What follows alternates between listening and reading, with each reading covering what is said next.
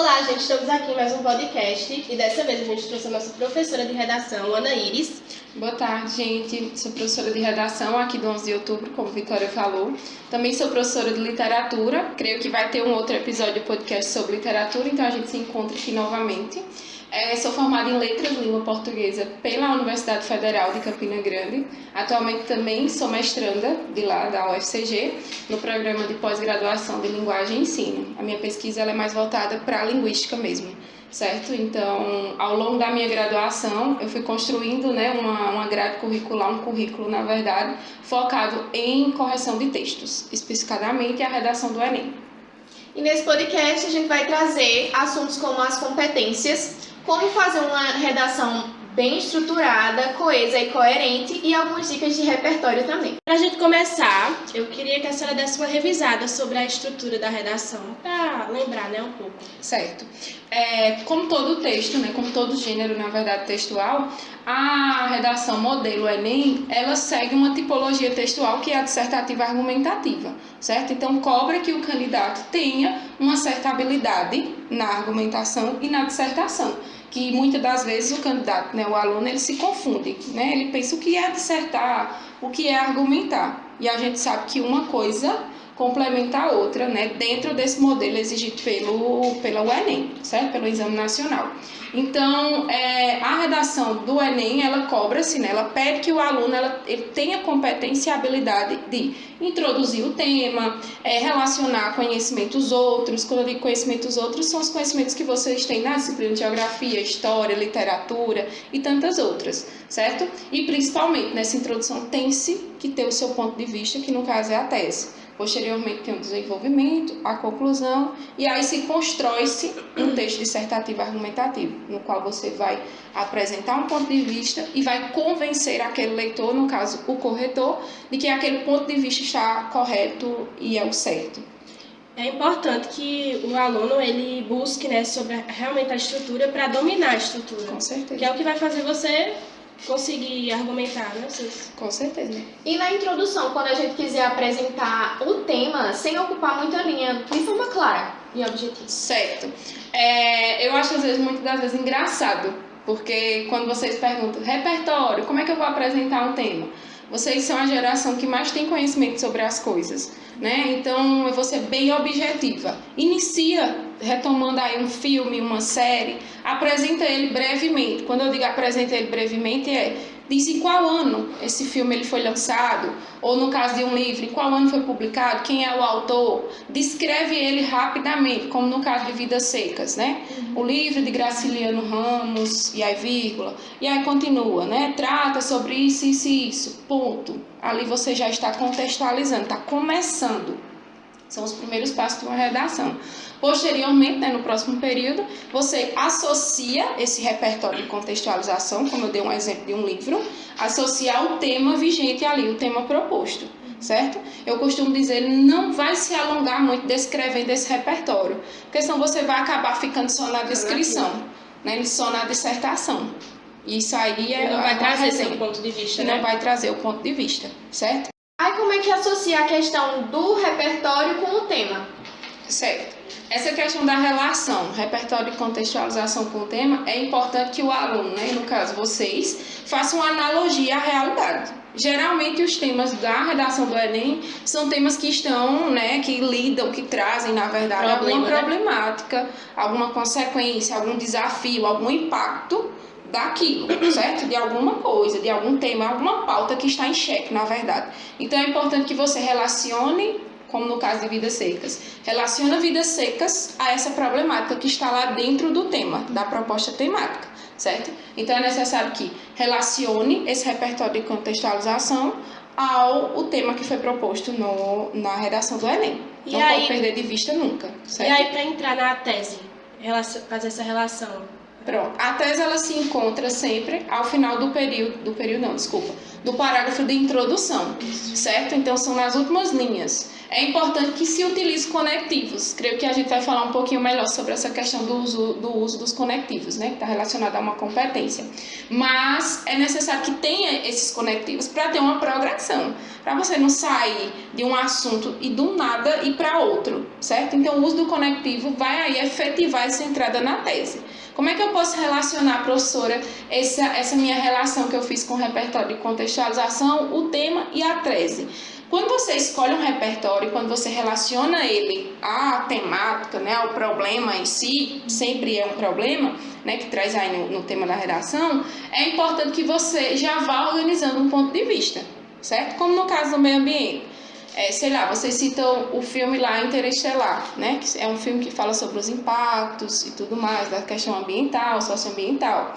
E aí, quando você escolhe esse filme, você já está ali meio que delimitando, já está planejando uma tese dentro da sua cabeça. Por isso que é importante também o planejamento de escrita, certo? Que em sala de aula eu faço com vocês aquela questão, recebeu a proposta, dá uma lida bem rápida e anota as ideias que tem na sua cabeça, porque quando você escolhe um repertório, você já está delimitando o seu ponto de vista, que é a tese. Então, tudo tem que estar ligado, certo? E essa liga vem a partir também dos conectivos e da coerência externa, que é a coerência das ideias. Tudo que você escolhe tem que estar muito bem associado e relacionado, certo? Então, intuitivamente, você já começa a construir essa tese, antes mesmo de já estar perto de escrevê-la. E também para não ficar muito solto, né? Uma coisa com a outra. Com certeza. Isso a gente chama também, né, os corretores e tudo mais, é o uso produtivo de um repertório.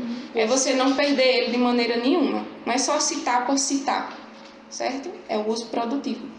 E sobre a questão, assim, entrando já na questão do desenvolvimento, a questão do tópico frasal, que é uma mini introdução da sua tese, né? Da sua primeira tese. Isso, o tópico frasal, né, é sempre ali o iniciozinho de um parágrafo, do D1 e do D2. Esse tópico frasal é chamado como a ideia central do parágrafo de vocês.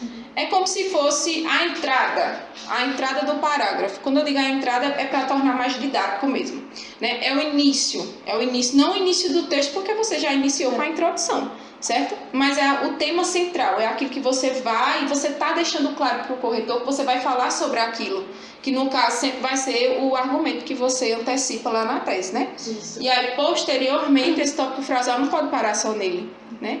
Você tem que trazer aí um repertório depois do repertório. Para ligar ele, né? Isso, para ligar, exatamente. E para mostrar ao corretor que você tem conhecimento sobre aquele tema, que você tem embasamento daquilo que você está falando, né? Aí na competência 3, não avalia a seleção de argumento, a organização e tudo mais, então é necessário que você apresente um repertório após o tópico frasal, porque senão perde aquele quê da argumentação, que é uma tipologia extremamente fundamental para a redação do Enem.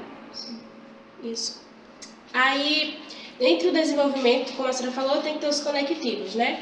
É bom que os alunos tenham conhecimento de uma grade de conectivos para não se perder, usar, por exemplo, o conectivo de adição, sendo que é para usar de uma oposição. Isso atrapalha, não atrapalha? Sim, com certeza. E aí uma correção, né? Os conectivos, eles não precisam estar somente nos parágrafos de desenvolvimento. É necessário que eles apareçam ao longo de todo o texto, né? Os conectivos, eles fazem parte de uma ideia de progressão textual. É você mostrar ao corretor, aquela pessoa que está lendo seu texto, que você tem domínio daquilo que você está falando, que você está progredindo nas suas ideias, que você não está rodando em um círculo, certo? Então, assim, eu sempre digo, não inicie uma introdução com entretanto nesse sentido, dessa forma. Não, você não disse nada antes. Não tem por que utilizar conectivo ali no início, certo? Mas, assim, no meio, né, que se chama os conectivos interfrasal, se eu não me engano, né? Que são ali os conectivos que estão dentro do parágrafo, certo? Então, é importante que se use, que se utilize. Está aí na competência 4, que é essa questão da coesão, da conexão das ideias, e o corretor vai avaliar se você utiliza ou não, e se você utiliza erroneamente, certo? Os conectivos não são brincos de enfeite que você coloca, só joga lá no texto para enfeitar e pronto, não. Você tem que ter a noção e entender qual é a função daquele conectivo. Ele cabe aqui, a gente sabe que tem uma vasta grade aí, né, um vasto cardápio mesmo de conectivos. né? E aí eu sempre gosto muito de trazer 3 tipos, e aí já vai uma dica, né? Os advérbios, as preposições e as conjunções, elas são também elos coesivos, que são os famosos, né, que a gente fala no popularmente, que são conectivos. Então é importante se estudar. Onde é que eu uso nesse sentido? Onde é que eu uso o porém? Sabe? Quando a gente pega muitas das vezes as redações, às vezes tem uns conectivos lindos, maravilhosos. Mas não combina, né, com a comunicação. Mas não tem coerência com aquilo que você está dizendo anteriormente. Então fica ali errado mesmo e compromete a escrita do seu texto. E aí perde ponto, tanto na competência 4, na competência 3, na 1. Essa questão dos erros, né? Que tem uma quantidade de erros de palavras ou de repetições de palavras. Você sabe explicar um pouco? Sim. Quando a gente pega muitas das vezes algumas redações de nota 1000, alguns alunos me questionam muito, professora, mas tem um erro de uma vírgula aqui, né? Tem uma repetição ali, sabe? Mas assim, um texto nota 1000, ele não é aquele que está totalmente isento de erros, né? A gente sabe que quando o corretor está corrigindo, existe um documento chamado cartilha de correção, que é a cartilha do corretor, que inclusive já é uma dica aí. É importante que os alunos, eles conheçam essa cartilha, porque lá tem dizendo o que é que pode levar a minha redação a tirar nota 0, o que é que também leva a minha redação a tirar um 1000, né? E tem aí mostrando como é que esses corretores corrigem, né? Alguns erros, como erro de vírgula, por exemplo, se você comete só uma vez em toda a redação, o corretor ele não pode retirar pontos, certo? Isso diz a cartilha de 2019. A gente atualmente não tem uma atualização de cartilha, creio que ainda continue sendo a de 2019, pelo menos eu até agora não tive conhecimento, certo? Mas, enfim, deu para compreender. Aí é só um erro ou... Um erro. E aí, quando tem, por exemplo, uma convergência de corretores, outro corretor passa a ler também aquela redação. Uhum. No caso, chega numa nota 1000 ou 980. No caso, para quando o corretor está fazendo sua correção, não é só um corretor, são outros. Se houver convergência, na verdade, né? Na verdade, esse ato de correção do Enem, ela ainda é muito fechada, né? A gente não tem tanto acesso a como se é corrigido. O que a gente tem acesso pós-pandemia, né? Durante a pandemia, na verdade, que o INEP, né? O Ministério da Educação também disponibilizou essas cartilhas, né? Dos corretores. Mas a gente não tem tanto conhecimento sobre essa correção. Quando eu digo tanto conhecimento, a gente não tem tanta informação sobre. Né? O que é passado é que existe sim mais de um corretor para determinadas redações, que são aquelas que causam algumas dúvidas e tudo mais, né? Uhum.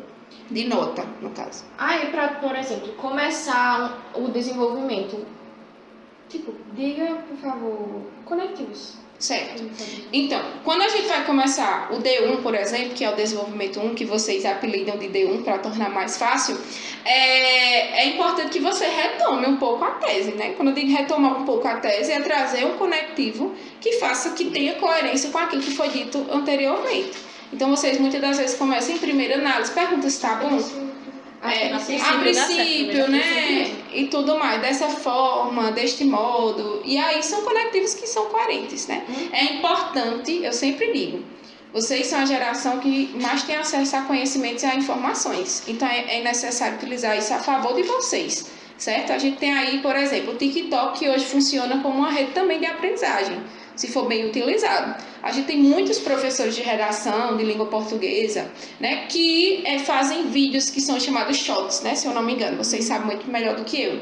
Mas são vídeos curtinhos que eles dão dicas rápidas. Muitos desses vídeos traz ali um repertório, um acervo mesmo de conectivos, muitas das vezes explicando, né, qual é a função, esse conectivo faz parte de qual tipo de conjunção, certo?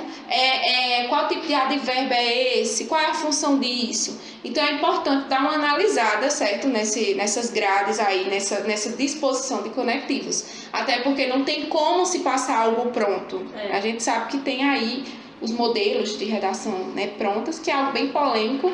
Eu, particularmente, não defendo esse uso de modelo pronto, porque vai para uma universidade, né? E os textos acadêmicos, né, do letramento acadêmico que a gente chama lá, eles cobram muito a argumentação. Então, assim, você pode utilizar o modelo pronto, mas não vai ser bem sucedido numa universidade, porque de uma forma ou de outra vai ter que aprender essa habilidade de argumentação, certo? Então, assim, dói escrever. A prática de escrita, ela dói mesmo no começo. mas é prática. Tudo questão de prática. A pessoa não adianta fazer uma redação de 3 em 3 meses e querer ter uma nota 1000, por exemplo. Tem que praticar. É prática, né? Redação é prática. Você vai fazendo, aí você vai aprendendo, pegando os manejos. Exatamente. E sobre, assim, no desenvolvimento, ter o uso de repertório também, porque eu conheço gente que não usa, não sabia que precisava, então só usava na introdução. Para ligar com o tema, a nossa tese. Certo. A estrutura, né? Porque a redação é técnica também. A estrutura de um desenvolvimento bom, coerente, e é o que é o exigido pela a proposta do Enem, é que tenha o quê? O tópico frasal, né? A citação do repertório, sempre associando ao tema e ao argumento apresentado já no tópico frasal. Posteriormente, esse repertório e essa relação que você fez com o seu argumento, você tem que trazer um posicionamento seu, que são chamadas também as marcas de autoria, certo? Então, assim, é importante que tenha a sua marca de autoria, e não ficar só na descrição do repertório, certo? Porque falar por falar, descrever por descrever não é argumentação. Fazer uma relação, né, com o repertório e a realidade também é uma boa, certo? Isso. E aí é importante que vocês muito bem falaram, né, todas duas, a prática, certo? Eu falando aqui, falando, é tudo muito bonito, mas a gente só aprende mesmo realizando na prática, certo? E se você tem um corretor de redação, alguém que possa lhe orientar, melhor ainda, porque vai delimitar os seus desvios textuais, os seus erros e tudo mais. Apontar para você melhorar, né? Com certeza. É com os erros que se aprende. Isso. Uma outra dica também, né, que não é nenhuma dica, é uma pontuação e é uma exigência também, tá lá na competência 4. A utilização, que eu já falei um pouco, as meninas também, sobre o uso dos conectivos, né? Tem muitos alunos, quando a gente pega muitas redações, que eles utilizam muitas das vezes os conectivos ali no início do D1, no início do D2, né, desenvolvimento 2, e não utiliza nenhum conectivo dentro do parágrafo. E é importante ter essa noção que a gente utiliza também os conectivos ali, entre um período e outro, certo? Isso se chama progressão textual e também retomada daquilo que já foi dito. Isso embeleza o texto de vocês, mas não é aquele beleza de, que pode ser retirado e não vai fazer sentido. Não, tem que ter, certo? E faz sentido, é importante sim pro texto. E tem gente que começa no desenvolvimento, vai direto, não coloca um ponto, aí vai... Que faz um texto corrido. É o chamado, né, o parágrafo único, que não é dividido em períodos. Lembre-se, a gente sempre vai ter que iniciar uma ideia, desenvolver essa ideia e finalizar essa ideia.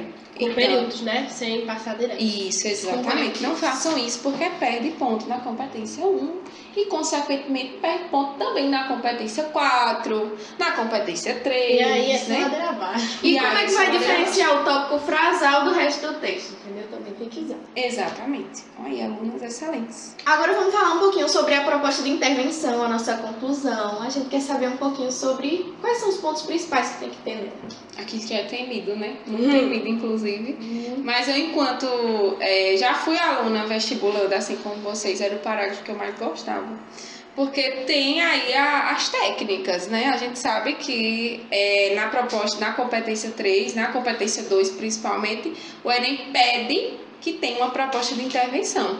Essa proposta de intervenção é uma solução das problemáticas que você apresentou anteriormente, certo? Que você vem discorrendo sobre elas aí desde a tese, elas ou ela, né? E aí, a conclusão, ela tem algumas perguntas a serem respondidas, né? Que é o quê? Vocês devem trazer aí a ação que deve ser realizada. Quem é que deve realizar essa ação? É o governo federal, que é o mais citado? É o ministério, sei lá, dependendo do tema, da justiça, do meio ambiente, enfim, é o agente mesmo, é quem é que vai fazer isso. Posteriormente, você tem que detalhar como é que essas pessoas, como é que esses agentes devem fazer. Como vai fazer. Como vai fazer, certo? E a fim de quê, né? E a fim de quê, exatamente. Para quê? Qual é o efeito de fazer essa solução, de fazer essa ação, certo? E ainda tem mais, tem um detalhamento que muitos dos alunos, eles finalizam com uma retomada. Se vocês forem ver as redações de nota 1000, muitos dos alunos que tiraram 1000 na redação do Enem, eles fizeram essa retomada do repertório de contextualização, certo? E aí sempre fazendo um link, né, para resolver essa problemática e tudo mais. Mas pode detalhar, tipo, o agente, a ação? Pode, inclusive deve, né? Isso acarreta aí um 200, né, que é a nota máxima da conclusão. Então, qualquer parte que a gente detalhar Já Já conta é? com detalhamento? Já conta com detalhamento, né? Tanto a questão de detalhar esse agente, né? Dizer órgão responsável por isso. Também é importantíssimo que se detalhe como é que vai ser feita essa ação, certo? Não é só dizer, eu já peguei muitas redações que é dizendo assim, tem que fazer isso e isso, deve fazer isso e isso, Mais certo? pontos, Como né? que vai fazer isso e isso? Um grande exemplo, recentemente, né, eu peguei uma redação que o tema era a questão dos impactos das fake news na sociedade brasileira. E aí uma aluna, ela trouxe uma boa ação, que era a implementação, né, a criminalização, na verdade, das fake news no Brasil, que a gente sabe que tem um projeto aí tramitando na Câmara Legislativa, né? Só que ela não disse como fazer isso. Como é que vai criminalizar? Aí vai ser o quê? Aprovar o projeto? Vai ser o quê? Implementar o projeto? Enfim, tem que dizer, porque senão o corretor vai olhar assim, sim, mas uma proposta de intervenção não tem como ser feito, sabe? Então é importante ter esse detalhamento. O óbvio tem que ser dito, né? Exatamente, é o que eu sempre digo. Muitos alunos, isso é muito importante que você falou, Ellen. Muitos alunos acham, eu não vou dizer isso não, porque o corretor já sabe. O corretor sabe, Mas ele minha quer que gente. você... Mas ele Esse quer tipo, ver né? a sua habilidade de falar sobre, de dissertar sobre, de argumentar sobre, certo? E isso que a senhora falou é até uma técnica para os alunos, quando estiver fazendo lá, anotar as perguntas, né? Sim. Quem vai fazer, como vai fazer, a fim de quê? Porque vai ajudar você a pensar, né? Como é que vai ser. Aí é uma estratégia para você utilizar. Pense aí, né? O que, quem, como e a fim de quê? São perguntinhas fáceis, minha gente. E não esqueça de detalhar. E não esqueça de Já detalhar, é me importante. conto bastante sobre isso. Agora vamos falar um pouquinho sobre as competências, né? O que elas exigem, quais partes que elas perdem, né? Pronto, a competência 1, que a gente sabe que é mostrar o domínio da modalidade da escrita formal da língua portuguesa, que é... Porque assim, a gente erra ali, aqui, mas, né? Quando se fala na competência 1, os alunos eles focam muito na questão do uso de vírgula, é isso também. A falta de separar um parágrafo ali em períodos, é isso também. É também repetição de palavras, redundância de ideias e tudo mais, certo? E aí quando eu repito muito palavras, eu perco ponto não só na competência 1, mas também na competência 4, porque fica um texto não coeso, certo? Então é importante que se estude sobre coesão referencial, certo? Que é a questão da retomada das ideias e vai fazer com que vocês não façam a repetição de palavras e de ideias também. E também, né, sobre essa competência 1, é importante lembrar da acentuação, que muitos alunos esquecem de colocar, depois vai criticar o professor, mas na verdade faz parte da competência. Exatamente. A acentuação é importante, minha gente. Não tá lá só para enfeitar a palavra, não. É uma regra de ortografia. Eu entendo que é uma geração, quando eu falo uma geração, não quer dizer que no Enem só tem um bloquinho de pessoas, um bloquinho de geração, não. É para todo mundo, né? Mas aí a gente vê com o advento das tecnologias digitais, né, com os corretores aí dos celulares, os alunos eles meio que esquecem, né, de colocar a acentuação. E a gente sabe que não pode esquecer, porque perde sim competência. Eu já tirei, perde ponto na competência 1. Eu já tirei pontos e pontos sobre isso, e aí o aluno sempre chega, professora, tirar um ponto disso aqui, professora. O que é um chapeuzinho nessa palavra? O chapeuzinho faz parte da palavra, certo? Muda o sentido da palavra, muda não só a entonação, mas muda o sentido também do léxico, que é a palavra, do vocabulário. Então não esqueçam de colocar a situação, pelo amor de Deus. E até a falta, né, da acentuação, quando o corretor tá lendo, até a pessoa mesmo passa despercebida, a pessoa fica assim, oxente, né? Mestre, isso aí já puxa uma outra dica aí, né? Sempre revisem o texto de vocês, certo? Já aí adianto uma dica. Terminou uma redação, seja em casa, você treinando, seja no próprio dia do Enem, né? No Enem, por exemplo, terminei a redação, pronto, passei para a folha, bonitinho, né? Vai fazer algumas questões. Fica afastado daquela redação por alguns minutos, 5, 10 minutos. Depois volta e ler novamente aquela redação. É importante que faça antes de passar para a folha de redação mesmo, né? Faz ela bonitinha lá na folha de rascunho, se afasta um pouco dela, vai quebrar a cabeça com as questões, né? Seja de linguagem ou de humanas, enfim. Depois volta para ela, lê ela novamente, revisa ela, e aí você, às vezes eu espero, né?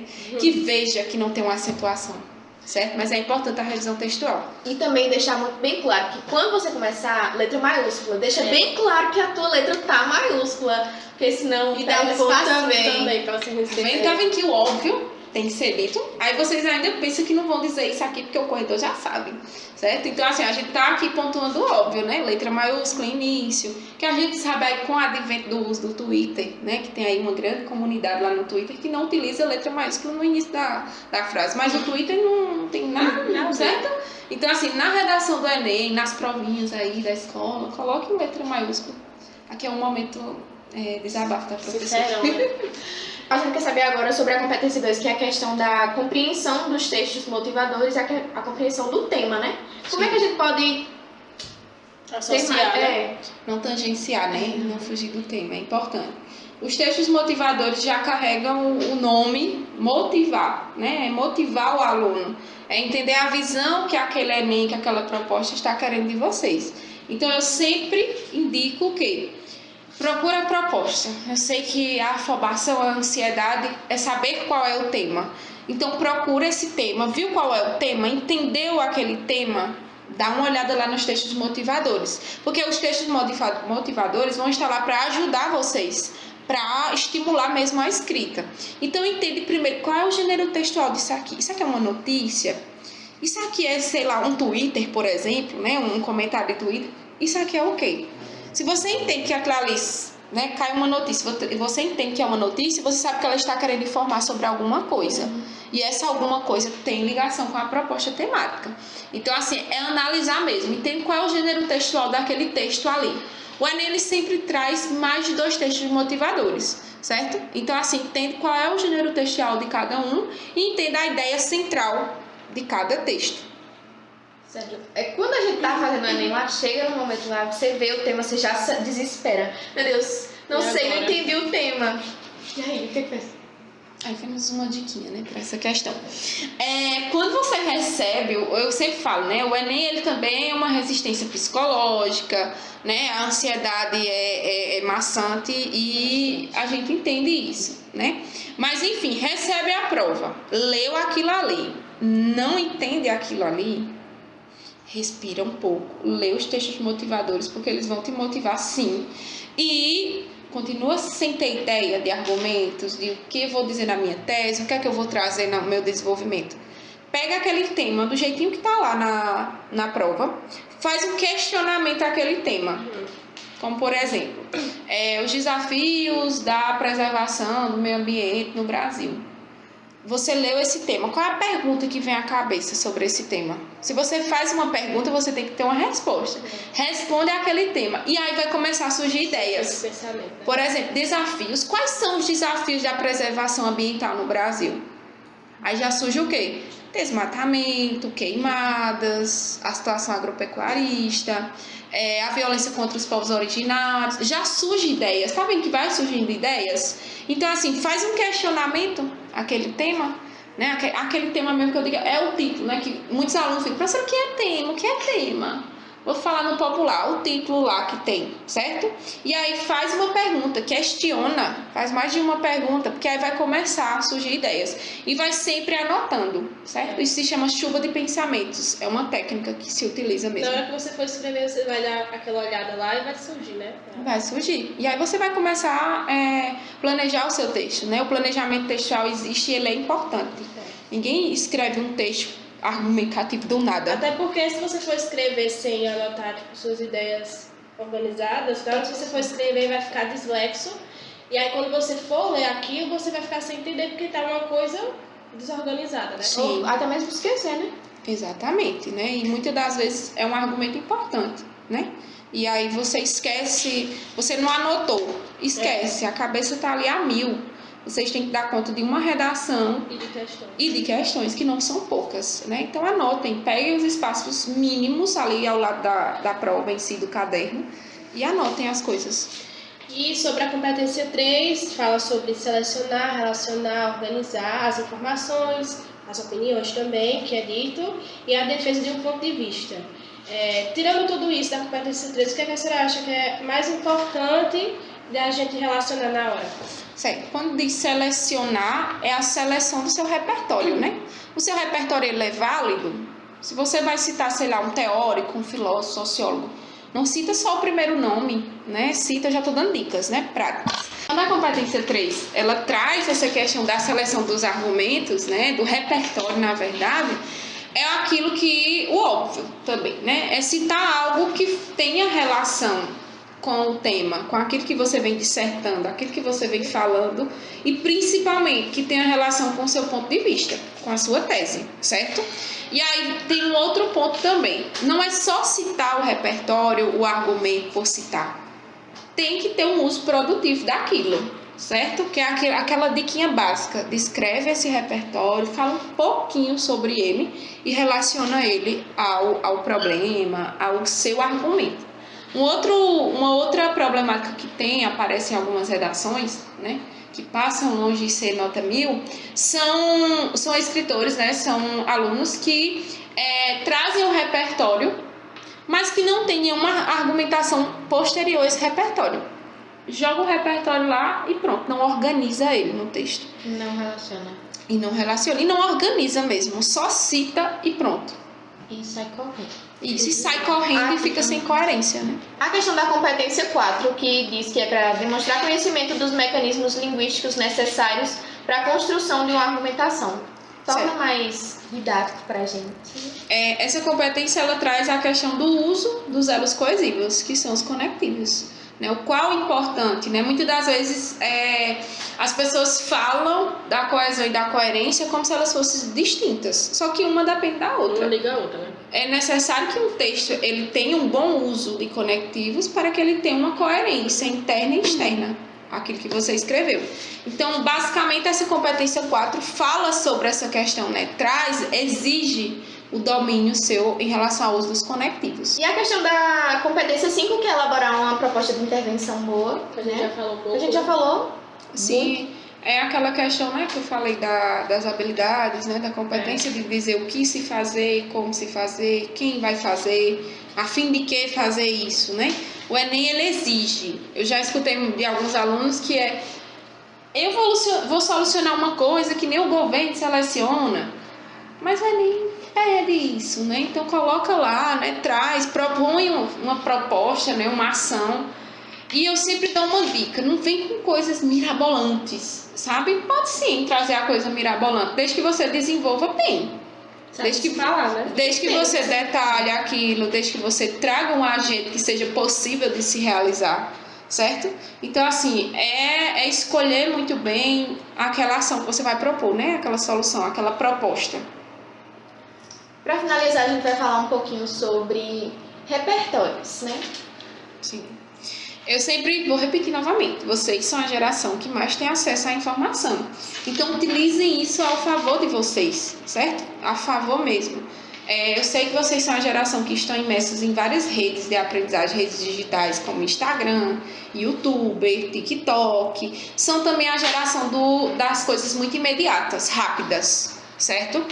Mas, para se estudar para uma redação do Enem, tirar 1000 ou chegar perto de 1000, não vai ser assim rapidamente, que é uma jornada, é prática, certo?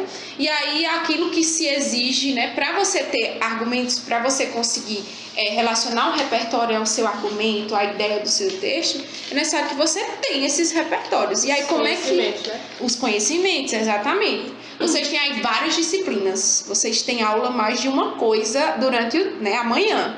E o dia, né? Às vezes vocês passam aqui o dia na escola, né? Então, assim, utiliza conhecimentos da geografia, né? Conhecimentos da geografia também é repertório, sabe? Vidas Secas, o exemplo aí, né, Graciliano? Gosto muito desse livro, por isso que eu cito tanto, né? Traz a questão do regionalismo, da invisibilidade, né? Dali das pessoas do sertão e tudo mais, né? Um romance ali de 30, né? Da geração de 30. Então, assim, tem conhecimentos geopolíticos ali dentro, tem conhecimentos da Dá história. pra usar em mais de um tema, né? Com certeza.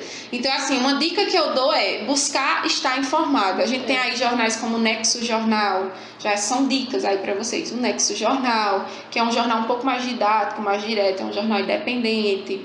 É necessário sempre que cite dados ou fatos de jornais conhecidos. Inclusive, minha tia diz muito, Vitória, assiste jornal, porque é importante você estar atualizada dos acontecimentos. Aí, às vezes a pessoa fica assim, meu Deus, assiste jornal. Mas é interessante o jornal, Sim. né? Tá. Para quem não quer assistir jornal diariamente, né? Jornal Nacional, por exemplo, vocês podem dar uma olhada mesmo, tirar um dia na semana, dar uma olhada no G1, certo? Ou na Folha de São Paulo, entra lá naquele portal e vê o resumão da As semana. notícias, né? Tem uma aba que se chama Resumão da Semana em alguns sites de jornal. Então dá uma olhada nesse resumão da semana. Obviamente vai ter uma notícia ou duas que vai te interessar um pouco mais, certo? Então dá uma entrada aí nesse assunto um pouco maior e entende aquilo, certo? É importante que se crie um banco de ideias. Esse banco de ideias é um acervo, certo? Por exemplo, quando eu estou dando aula de redação, os meninos já sabem, eu gosto muito de trazer a questão do eixo temático, né? E não focar só num tema e ficar trabalhando um mês aquele tema. O eixo temático, ele dá visibilidade, dá um grande acervo mesmo de discussão, né? Abre portas para várias discussões, né? E aí vê a possibilidade de utilizar um repertório para vários temas, um mesmo repertório para vários temas. Ellen falou, né, e Vitória também, que vidas secas pode ser utilizado em várias temáticas. Isso é a essência de se estudar por eixo temático. E à medida que você for estudando por eixo temático, você vai construindo esse banco de ideias, esses acervos. Como assim, professor, esse acervo de ideias, né? Esse banco de ideias. É pegar mesmo um documento, você achou interessante um dado estatístico que você viu, sei lá, no IBGE ou em algum portal, né, nacional, que tenha conhecimento nacional, guarda aquele dado. Olha, eu posso encaixar isso aqui em alguma discussão sobre a educação, sobre desigualdade social, sobre meio ambiente. Então guarda aquele dado, certo? Até porque, assim, você não precisa saber tudo da notícia, porque o repertório é uma coisa mais óbvia, mais direta. Que Entendeu? dá Você não pra precisa ficar enrolando explicar, né? muito, pegar o parágrafo todo e falar sobre ele. Exatamente. Né? E aí a gente já entra também aqui para divulgar um outro projeto de vocês, né? Que é um projeto que vai trazer aí o Litera, né, no Instagram, que são vídeos curtos que vão fazer resumos breves sobre as principais obras literárias brasileiras, sempre trazendo, né, a importância de conhecer uma obra. Eu sei que não vão ter tempo para ler essa obra ao longo desse ano, é muito corrido tudo isso.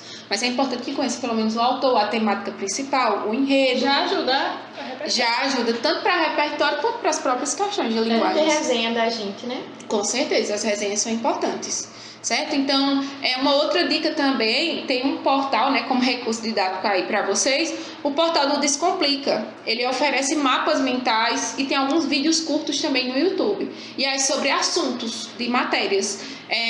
Eles trazem alguns mapas mentais, tanto sobre redação como história, sociologia, que esses conhecimentos, esses fatos históricos também servem como repertório, certo? Então, dependendo da temática, dá para encaixar. E é importante que você, como Ellen falou, não precisa conhecer detalhadamente determinada coisa, mas tem que conhecer o básico daquilo, porque senão você vai se perder na hora que for citar, certo? Bom, gente, foi esse o nosso podcast. A gente espera que vocês tenham entendido mais. A gente agradece a presença da nossa professora de literatura e redação. Eu que agradeço, né, a confiança que vocês têm em mim. E um recado importante, né? Pratiquem, tem tempo. É doloroso começar, mas tem um resultado lá no final, né? Um resultado bacana, é muito prazeroso, né? E é uma conquista, certo? Então, nada de modelo pronto. Vamos praticar, tem tempo, dá tempo, né? E vão conseguir, com certeza.